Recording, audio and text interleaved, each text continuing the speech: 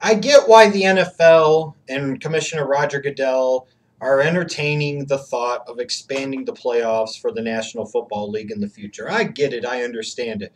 More teams in the playoffs, more playoff games. That means more revenue for the teams, more revenue for the league, more chatter about the league, more discussion about the league, more cities, more major media markets involved in the NFL playoff pie. I get how, in theory, this sounds like a good thing, and it sounds like something the NFL needs to do. Baseball has expanded their playoffs a couple of times. The NBA changed the format of the first round. The NBA has a playoff system where more than half of the teams make the playoffs. Similar to the NHL.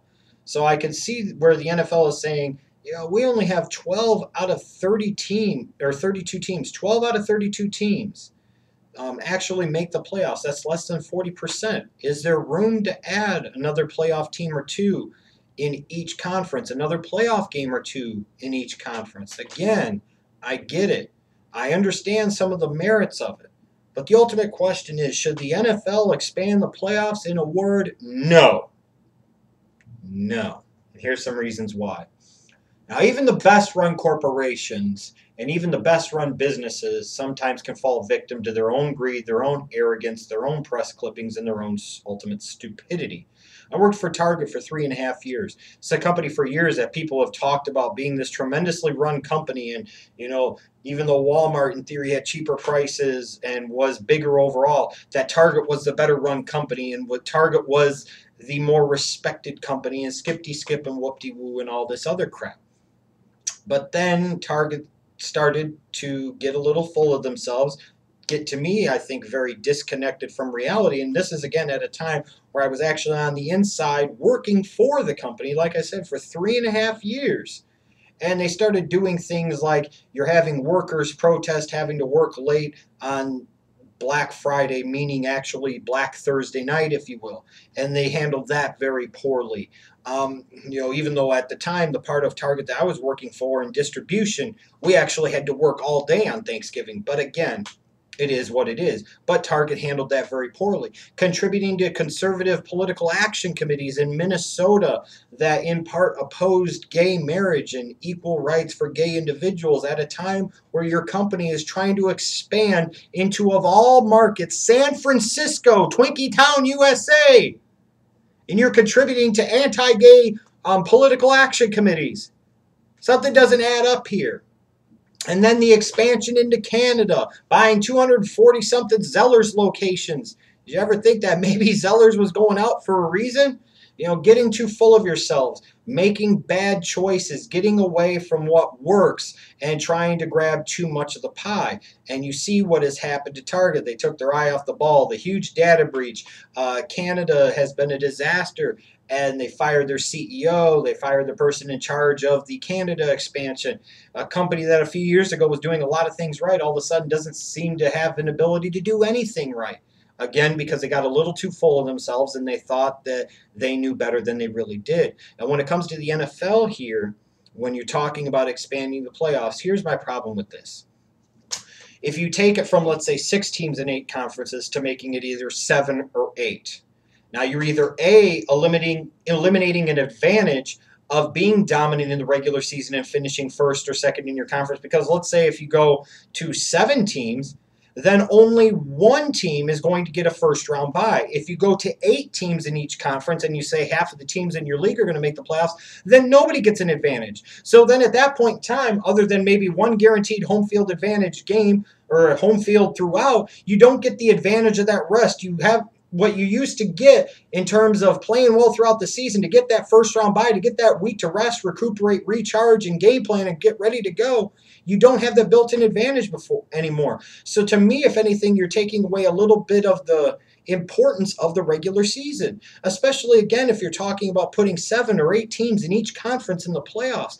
Look at a lot of years. You struggle to find 6 teams in one conference or the other that actually deserve to be in the playoffs. If you're the NFL, is it really that good for business to have, 2, 7, and 9 teams in the playoffs? Or if you went to 8 teams in each side at some point in time, someday, you might have a 6 and 10 team make the playoffs.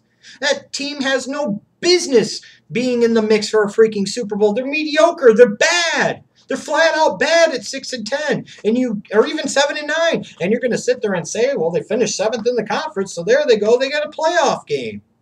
No, that's stupid, and that's ridiculous. And again, we talk about the whole thing of additional revenue in terms of, well, you get another team or two on each side, you get another game or two on each side. What about the negative potential ramifications of this? What if you're a fan of, let's say, Seattle?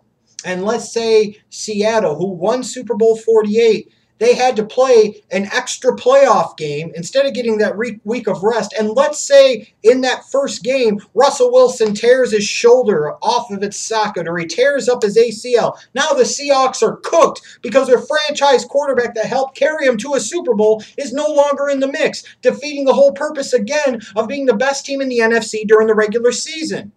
You're putting more wear and tear on your guys potentially, and you're putting games out there that, if anything, diminish the specialness to me in the NFL of teams actually making the playoffs. Look at the NBA.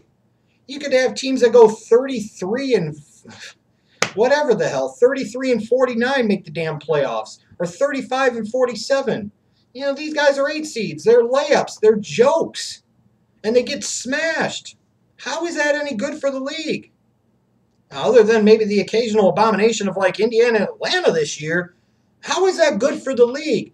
You're making your top teams look average. You can sit there and make that argument about parity and everybody has a chance. No, at some point in time, you need to have those super teams that are a little bit better than everybody else, so that way you have a team to root for and maybe a team to root against.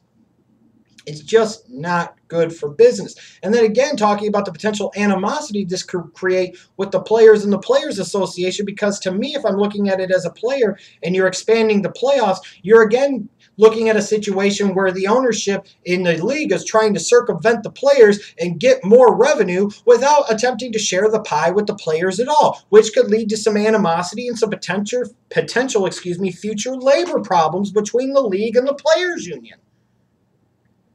This is ridiculous. At some point in time, change for the sake of change is not necessarily a good change. I mean, you could sit there and say, well, yeah, look at the Arizona Cardinals. They finished 10-6, and they didn't get to participate in the playoffs. But a 9-7 team in the AFC did. Yeah, that's how it goes. And sometimes that sucks, but that's the way it is. And sometimes change for the sake of change is just bad change, and it's unnecessary. And to me, I just don't really see where the big benefit comes in from expanding the playoffs. If anything, to me, it diminishes your accomplishments in the regular season a little bit. It muddies the water, because do you want to see a Seattle face, let's say, like my Chicago Bears or the Detroit Lions last year in the first round in a 1-versus-8 matchup? Either the Lions or the Bears are going to get steamrolled.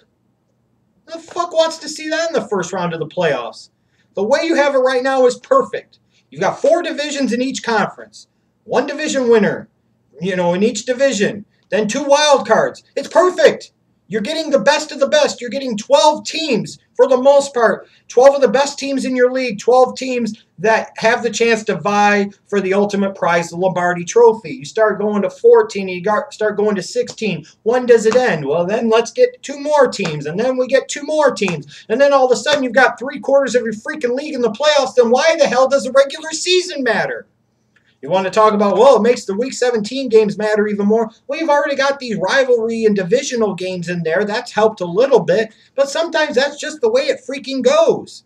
Do you want to diminish an entire regular season? Because if I'm sitting there as a Bears fan and I say, well, my team's not very good this year, but they have 9 playoff spots in each conference, so the Bears go 7-9, they're going to make the freaking playoffs.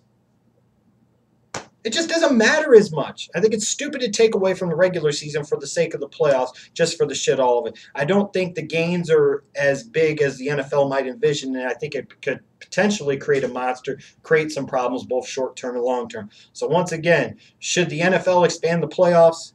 Hell no. I think this is an example of Goodell trying to change for the sake of change and maybe overreaching just a little bit too much.